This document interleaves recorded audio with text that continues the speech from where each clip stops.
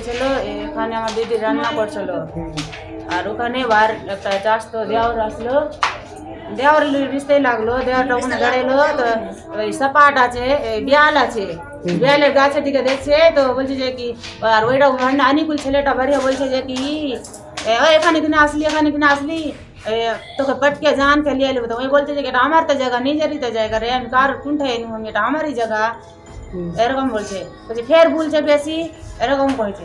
তো এই বাস আমার দিদি এখানে বসে, তো ওইটা বাড়ি তোর জায়গা, তো এরকম কিনে বলছি, ওইটা আমার দেওয়ার লাগলো, এটা বাড়ি তো জায়গা, তোকে তো কইয়া দিচ্ছে কি ওটা বার জায়গা, আমার নিজের জায়গা, তোকে তো কইয়া দিচ্ছে, চিনহারি দিয়ে দিচ্ছে, এবার কিনে তুই মারতে চাইছি, এরকম কইছে। তবে কই এরকম করে কইতে কইতে তবে না মস্তান बोलाबो, তোকে पटके मेरा फेल देबो, जान के ले लेबो, काके काके फोन लगिए मस्तान बोलते लागलो।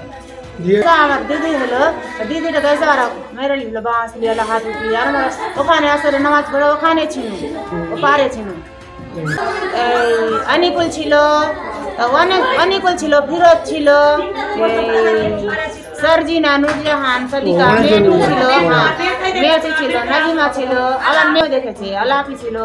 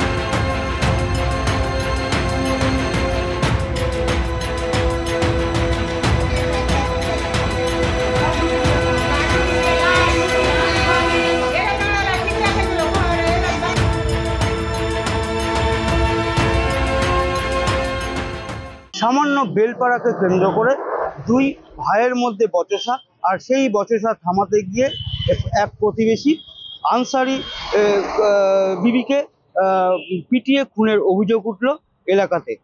এলাকা সূত্রে যেটা জানা গেছে যে ওই এলাকায় পাশাপাশি বাড়ি, সেখানেই বেলপাড়ার কাজ চলছিল।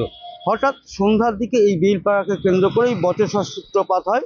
এরপরে দেখা যায় যে ওই ঘটনাকে থামাতে সেই প্রতিবেশী সেখানে যান, ওই প্রতিবেশী মহিলা সেখানে যান এবং সেখানে গিয়ে তাদের বিবাদ থামাতে বলে, কিন্তু এই নিয়ে মূলত বিবাদ আরও চরম আকার নেয়।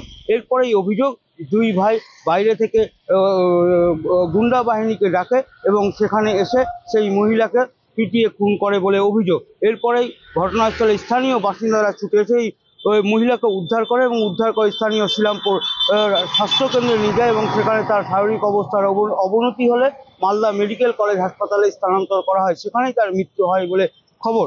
তবে এই ঘটনার খবর পেয়ে ঘটনাস্থলে ছুটে আসে এখানকার কালিয়াচক থানার পুলিশ এবং গোটা ঘটনার তদন্ত শুরু করেছে জেলা পুলিশ।